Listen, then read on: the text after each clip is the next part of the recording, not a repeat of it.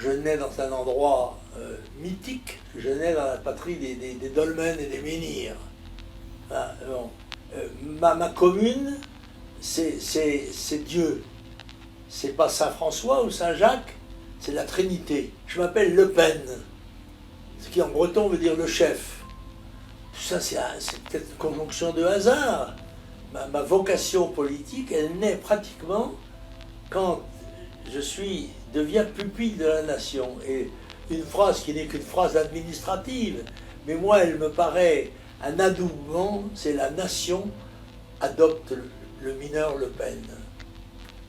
La nation m'adopte. Je me sentais donc plus français que les autres. La première image qui me vient quand je pense à Jean-Marie Le Pen, c'est je suis avec lui dans le jardin de sa maison à la Trinité-sur-Mer. En septembre 2016, on vient de déjeuner dans un restaurant sur les quais de la Trinité, à parler pendant 2 heures, de reparler pendant 2 heures de sa vie dans le jardin de la maison où il est né, qu'il a toujours avec ses filles à la Trinité-sur-Mer. Et il me raconte la scène quand un soldat allemand est venu annoncer la mort de son père à sa mère et lui. Ma mère, c'était peut-être un dimanche même, et un Allemand est arrivé à la porte et a dit « Grosse malheur, la guerre, Monsieur Le Pen mort, Monsieur Lebert mort, Monsieur Le Govic vivant. » Il y avait un rescapé, Paul Le Govic. Et c'était ça l'irruption brutale de la guerre directe dans ma vie. En fait, le père de Le Pen était marin pêcheur et il avait sauté sur une mine. Le chalut avait pris une mine et avait fait sauter le bateau. Et donc Le Pen raconte cette scène et franchement, je le sens assez ému. Cette scène, pour moi, elle symbolise beaucoup de choses parce qu'on est à la Trinité-sur-Mer et que quand même, c'est un Breton. Ça compte pas mal pour lui, je pense, ses origines.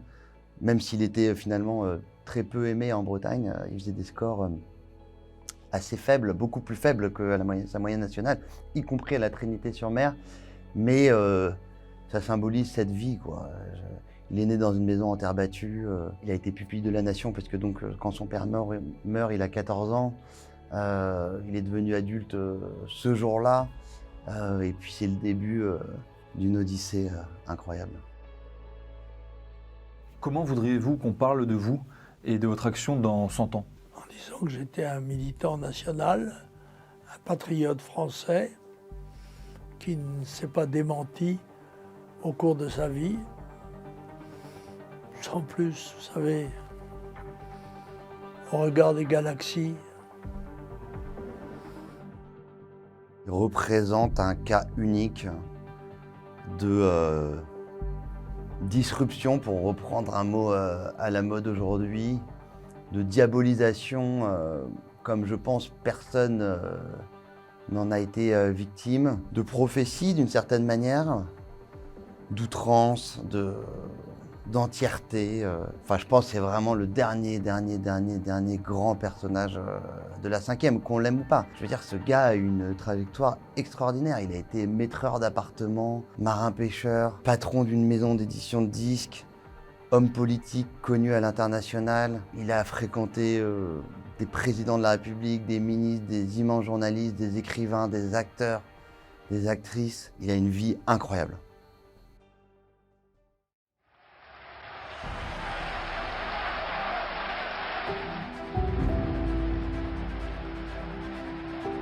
J'aime mieux mes filles que mes cousines que mes voisines que des inconnus et des inconnus que des ennemis. J'ai été mineur de charbon, quand vous en aurez fait autant, vous viendrez me donner des leçons. Ne me menacez pas physiquement, monsieur Tapie, il vous en cuirait. Jeanne, au secours! Vous êtes un vendeur de charité professionnel, monsieur Kouchner. Oui, absolument, mais avec notre argent. Que nous sommes là au début, je vous dis, d'un phénomène considérable. J'aime mieux les Français, c'est mon droit. Bon. J'aime mieux les Européens ensuite. Et puis ensuite, j'aime mieux les Occidentaux.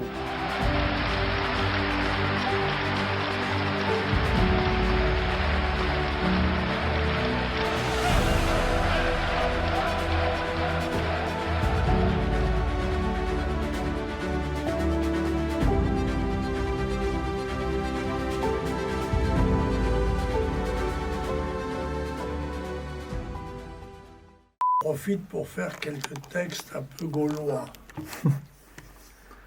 Une charmante électricienne avec qui je prends des cours et des leçons quotidiennes m'a rendu fou d'amour. Afin de faire sa conquête, l'autre jour je l'ai conviée à venir dans ma chambrette prendre une tasse de thé. Elle accepta bien vite, mais une fois chez moi, un plomb vint à sauter. Elle me dit « Laissez-moi, comme je suis électricienne, permettez que j'intervienne. Pour réparer ce plomb fondu, il me faut 2 minutes au plus.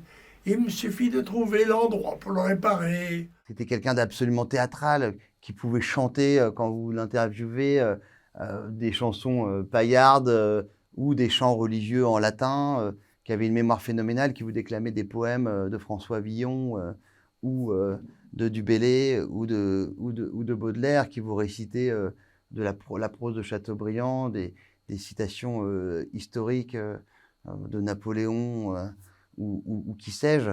C'était évidemment quelqu'un absolument théâtral.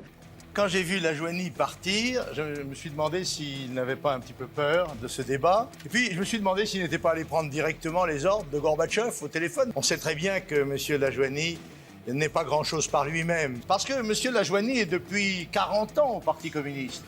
Et il a eu des occasions de le quitter. Il a eu les occasions de rompre avec ce parti et avec ce mouvement communiste international totalitaire qui patauge dans le sang depuis 70 ans qu'il existe, qui est la représentation de l'idéologie la plus criminelle, la plus sanglante de l'histoire du monde. Le Pen n'a aucune responsabilité dans les camps de la mort, mais les communistes en ont de très lourdes, qui, entre 1939 et 1941, ont collaboré avec l'Allemagne nazie, qui se sont partagés la Pologne et qui ont livré les Juifs à Hitler. C'est vrai que ce n'est pas un rôle très plaisant d'être Cassandre, c'est-à-dire d'annoncer ce qui vous paraît découler tout à fait naturellement des prémices dont vous avez connaissance et dont vous avez la perception, l'intuition, l'intelligence avant les autres peut-être. Et il y a un proverbe afghan qui dit « Tu as dit la vérité, saute sur ton cheval et cravache ». Alors la diabolisation, j'ai relu pas mal de choses là ces derniers temps. Il la vit comme une donnée, mais il dit aussi je préfère être aimé que ne pas être aimé. Mais si on ne m'aime pas, je n'aime pas. C'est quelque chose dans lequel il s'est engouffré, installé. Il n'était pas comme ça au début. Au début, il a une vie. Il est président de la Corpo de droit à Paris. Il est respecté. Après, il est avec Poujade. Poujade a le vent en poupe. Il fait la campagne de Tixier, c'est Algérie française, mais Tixier est aussi avocat.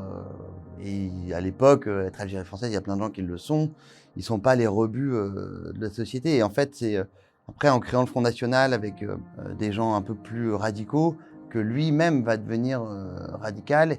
Il provoquera, il dira Durafour crématoire en parlant d'un ministre qui s'appelait Durafour. Quand il ira à la télé, il sera pris dans un espèce de double étau entre l'étau des journalistes qui cherchent à le faire déraper parce que c'est ça qui fait de l'audience avec Le Pen, et puis ils savent qu'ils tiennent là un personnage qui est capable de déraper, d'être dans l'outrance. Qui établit les règles? Mes dérapages sont définis par mes adversaires. Ce sont eux qui considèrent que c'est des dérapages. Moi, je considère que j'ai exprimé des vérités, quelquefois cruelles, quelquefois brutales peut-être, mais des vérités. C'était mon rôle, c'était ma mission. Ça ne constitue des dérapages qu'aux yeux de mes adversaires, lesquels sont eux qui tracent les lignes et qui disent, ben voilà, si on passe ça, c'est un dérapage. Je peux seulement d'avoir dérapé et d'avoir commis quelques excès de langage que ce soit. Je pense quand même qu'il était mari, pour parler poliment, de cette diabolisation, parce que ça l'a éloigné d'énormément de choses. Les gens étaient obligés de venir en catimini à Montretout, à Saint-Cloud, pour le rencontrer. Il sait très bien que c'était une vie de paria.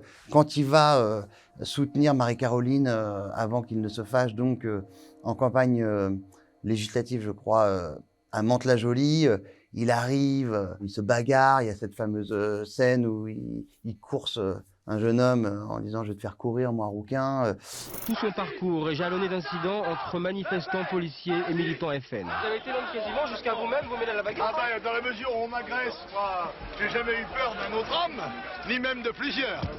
Et il va le montrer une deuxième fois, surprenant son entourage. Jean-Marie Le Pen se rejette dans la bagarre.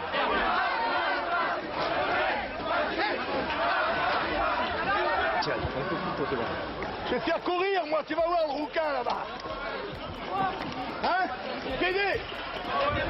Ça va, comment? Ah, ça me rajeunit. À chaque fois qu'il va quelque part, il y a de la protestation. Même à la télévision, la première fois qu'il va à l'heure de vérité, il y a des militants communistes qui sont à l'extérieur du studio. Et donc Le Pen apprend ça et il demande une minute de silence pendant l'émission pour les victimes du totalitarisme communiste. Les silences sont souvent plus pesants que les discours. Moi aussi, me lever à mon tour pour tenir une minute de silence, ou quelques instants de silence au moins, pour, en mémoire de tous ceux qui sont tombés, des dizaines de millions d'hommes tombés dans le monde sous la dictature communiste, et d'avoir une pensée fraternelle à l'égard des millions d'hommes qui sont dans les camps et au goulag. Il me racontait, moi, qu'il avait été assez quand même marqué par le fait que, à l'entre-deux-tours de 2002, quand il est sélectionné pour le second tour. Alors évidemment, il y a la une de Libération avec marqué non, il y a les manifestations, mais même dans les écoles, il y a des enfants qui tiennent des pancartes à mort Le Pen. On peut pas se satisfaire d'une vie de paria. Souffrir par quelqu'un d'autre, c'est pas pareil que de souffrir par soi-même. Voilà. C'est différent. Donc j'ai un peu eu tous l'éventail, moi. Là maintenant, je pense que je suis relativement... Et c'est beaucoup moins douloureux assez... de souffrir par quelqu'un d'autre? Ouais, ça l'est moins, oui, bien sûr. Ça l'est moins, même si j'avais pas le même âge. Enfin, je veux dire, tout ça, j'avais 15 ans, 17 ans, 20 ans.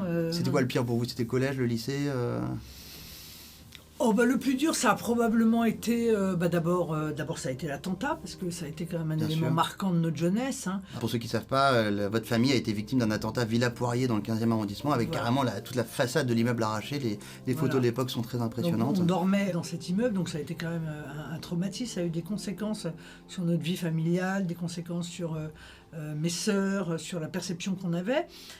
Et puis, il y a eu le départ de ma mère. Très médiatisé. À l'époque, on ne s'est pas posé la question de savoir s'il fallait respecter la vie privée ou pas. Ça dépendait des gens. On a presque progressé aujourd'hui. Hein. On respectait la vie privée de François Mitterrand, mais assez peu celle de Jean-Marie Le Pen quand il s'agissait de pouvoir lui nuire. Bon. Donc ça n'a pas été ça. Il ne faut pas oublier effectivement que Jean-Marie Le Pen a quand même subi un attentat. Marine Le Pen avait à l'époque 8 ans.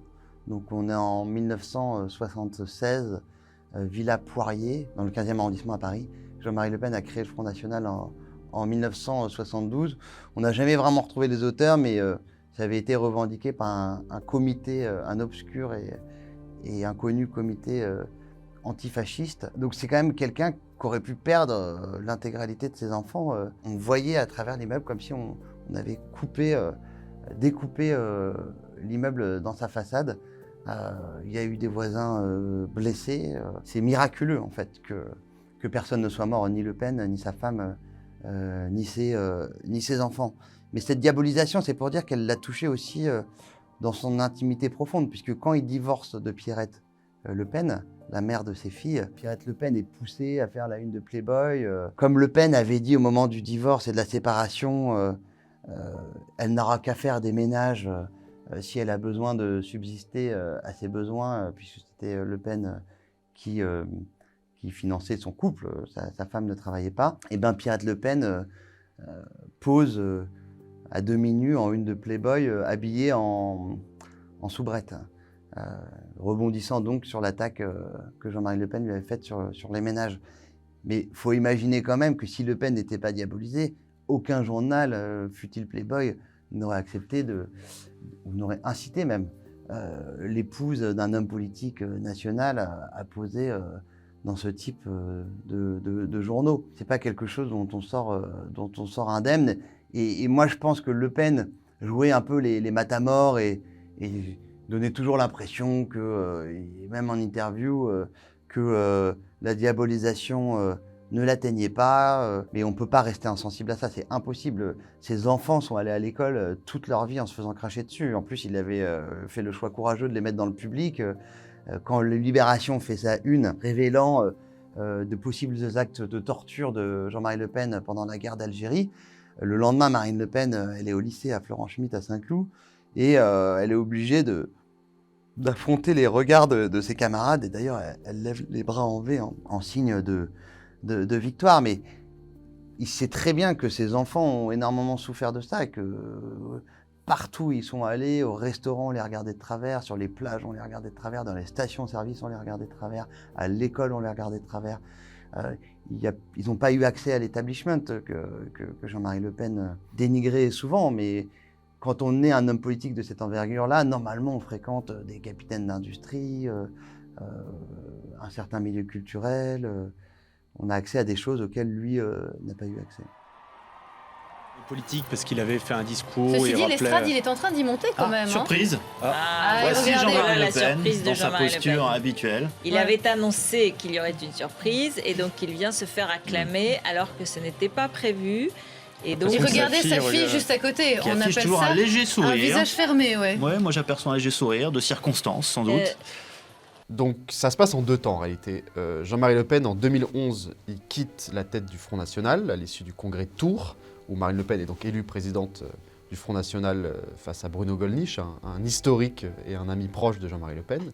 Et donc entre 2011 et 2015, Jean-Marie Le Pen il est président d'honneur du Front National et il est encore très présent dans les activités du mouvement. Il va énormément parler, il y a beaucoup de médiatisation autour de lui, évidemment. Il ne va pas s'empêcher, évidemment, Jean-Marie Le Pen étant, de donner son avis sur la direction que prend petit à petit le Front National et les débuts de ce qu'on va appeler la dédiabolisation entreprise par Marine Le Pen. Et ça lui plaît pas beaucoup. Et donc il va beaucoup commenter l'activité de sa fille.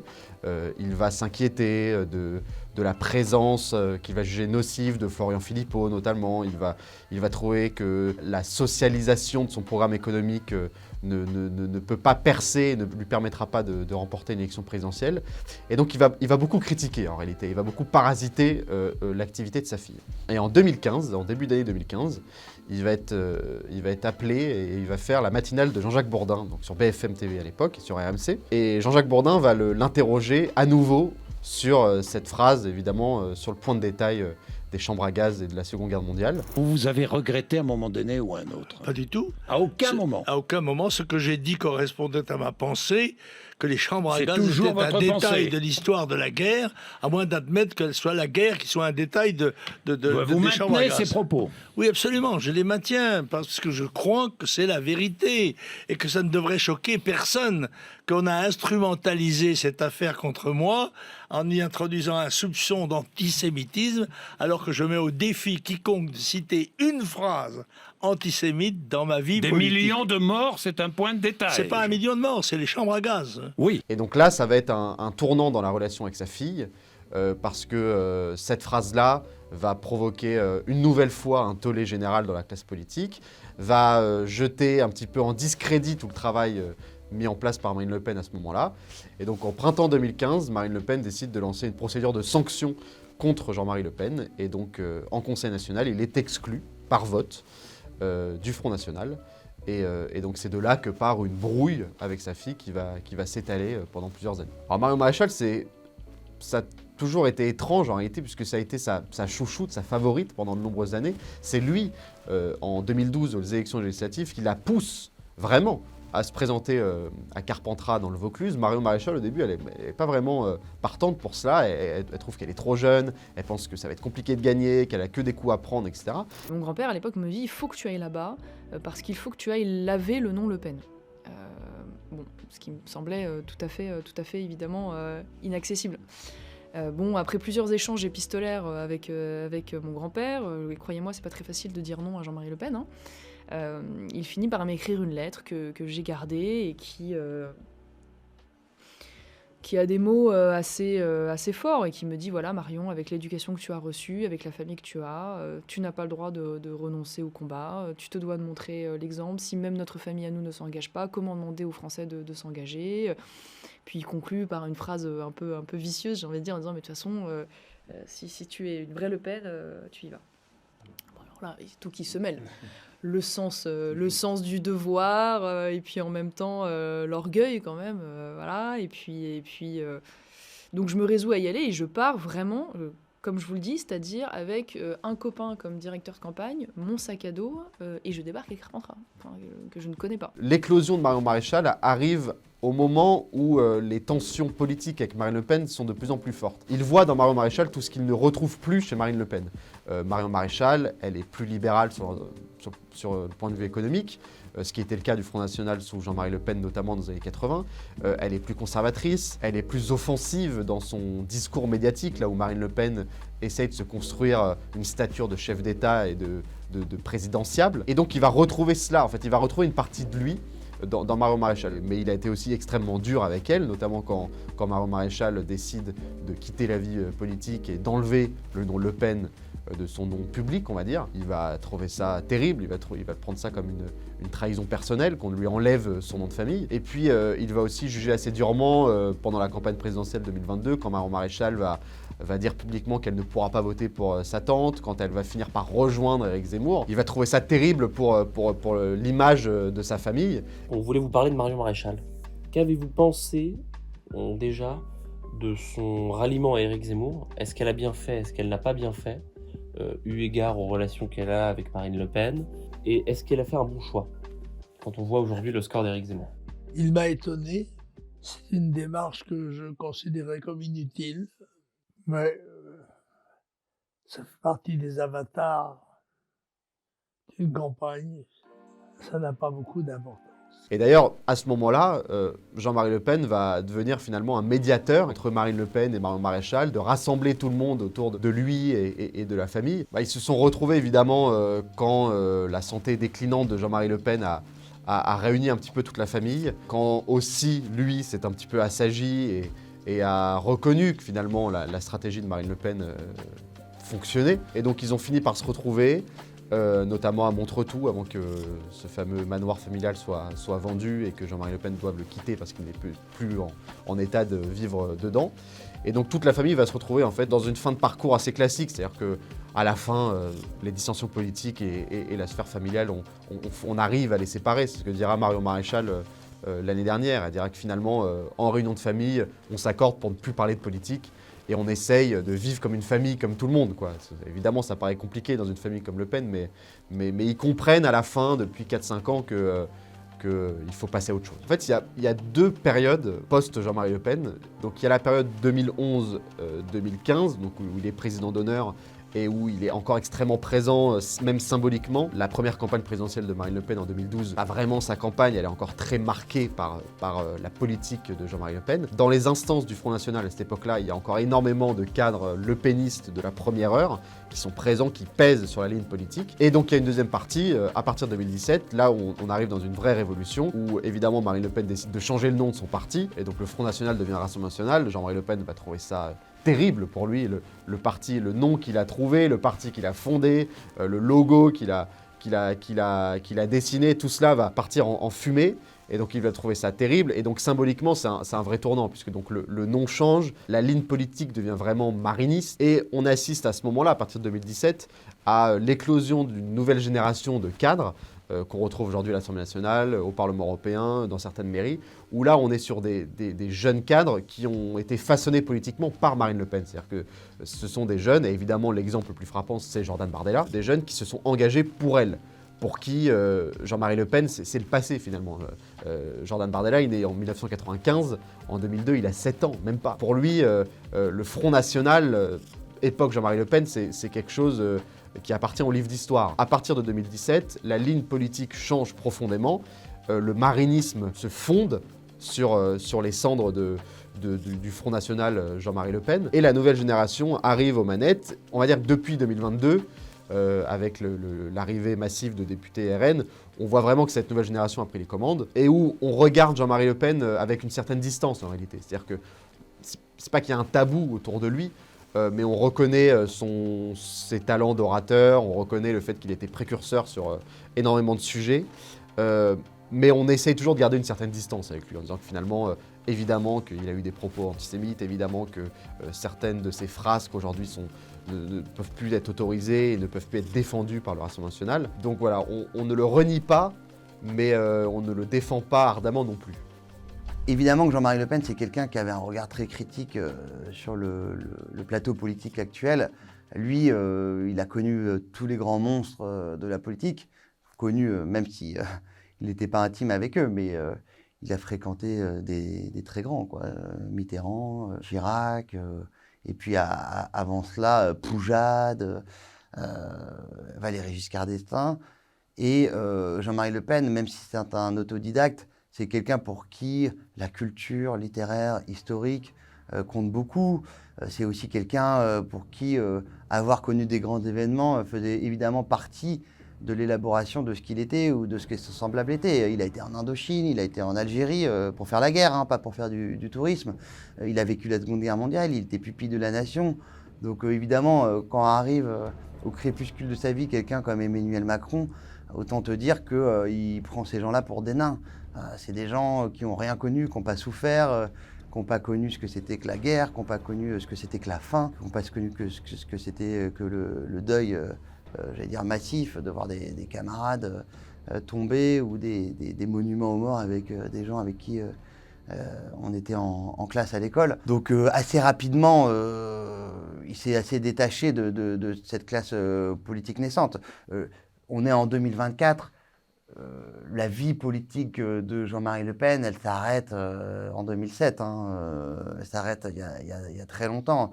Son heure de gloire, quand il remplit des stades, à commencer par le stade Vélodrome, qui fait des grands discours, des grands rassemblements populaires au 1er mai, place de l'Opéra à Paris. Ça, c'est les années 90, années 80, 90, un peu le début des années 2000. Mais finalement, je dirais même que le climax, et à partir duquel sa vie politique commence à décliner, c'est 2002, quoi. Et je pense que c'est quand même très lié à l'effondrement de la religion catholique, qui était un cadre spirituel et intellectuel et moral qui s'est dissous, qui s'est désintégré, entraînant la dissolution et plutôt l'affaissement, comme je vous l'ai dit, de l'ensemble du corps social.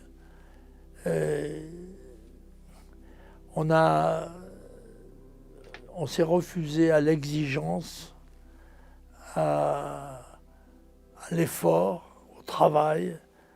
On a privilégié, y compris à l'école et à l'université, la distraction, le loisir, plutôt que le travail, le succès, l'élimination, la lutte. Une autre conception, c'est seulement... C'est aussi une question de tempérament.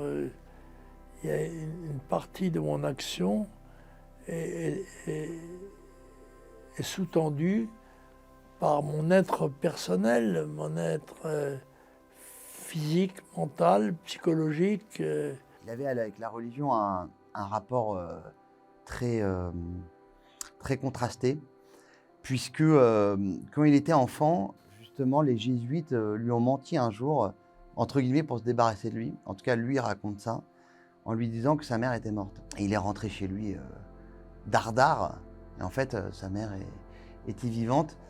Et il leur en a beaucoup voulu, de même qu'il a beaucoup voulu au clergé français de toujours se tenir à très bonne distance du Front National et de Jean-Marie Le Pen, puisque on est encore dans une époque, les années 70, 80 et même 90, post-Vatican II, où l'Église essaye d'être moderne, l'Église essaye d'être tolérante, ouverte au monde, de jouer un rôle quasi humanitaire. Et or, Le Pen, lui, c'est le raciste de la classe politique française et le diable de la République.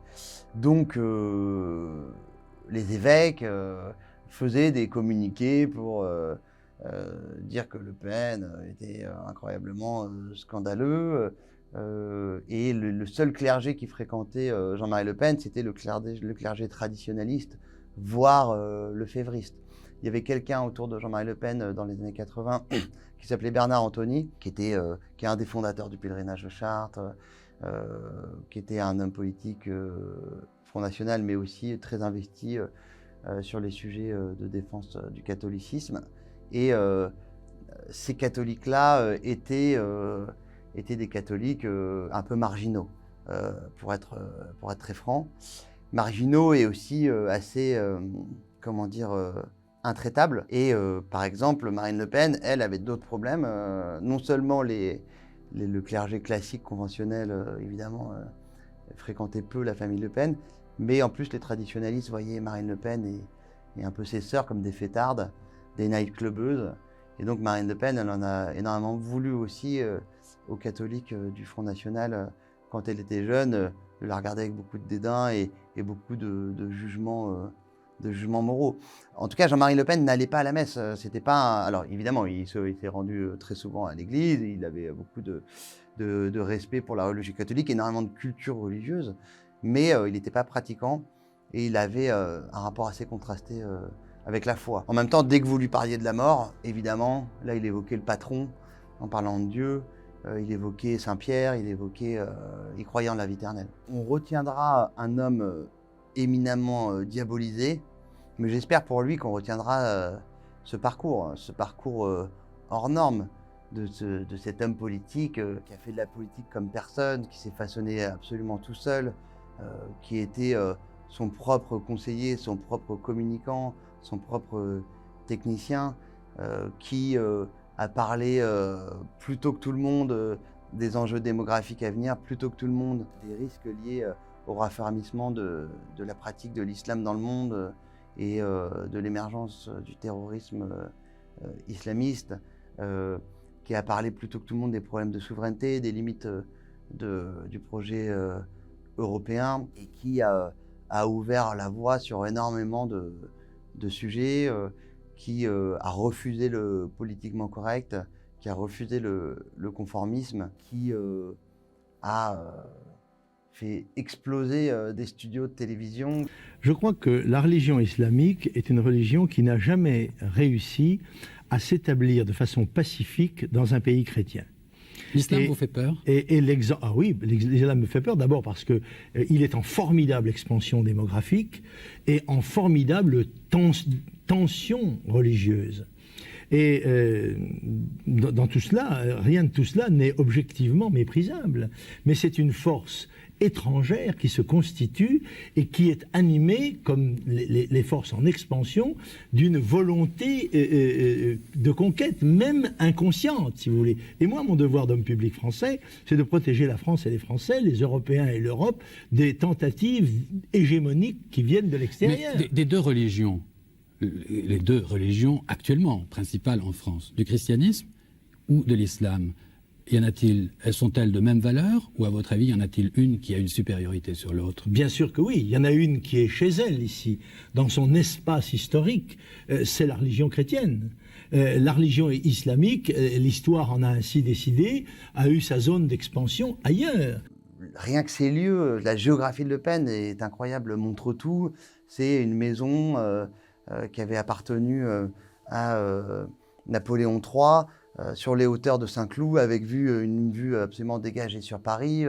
Une maison, un immense hôtel particulier, magnifique, hérité de Lambert, une famille qui avait fait fortune dans les ciments, dont l'héritier avait donné toute sa fortune à Jean-Marie Le Pen, ce qui avait évidemment fait hurler les autres membres de sa famille et qui avait suscité énormément de questions sur comment ça se fait qu'il avait réussi à avoir son héritage. Il avait des chiens, c'était des bas rouges, donc tout ça était nimbé d'une espèce de mystère et de côté absolument sulfureux. C'était une carrure aussi, Jean-Marie Le Pen, des costumes amples, avec une pochette toujours au revers du veston, des vestes marines, des cols roulés, des voitures aux vitres teintées, un entourage interlope absolument incroyable, son majordome homosexuel, avec une personnalité très forte, sa femme Janie, elle aussi veuve mais héritière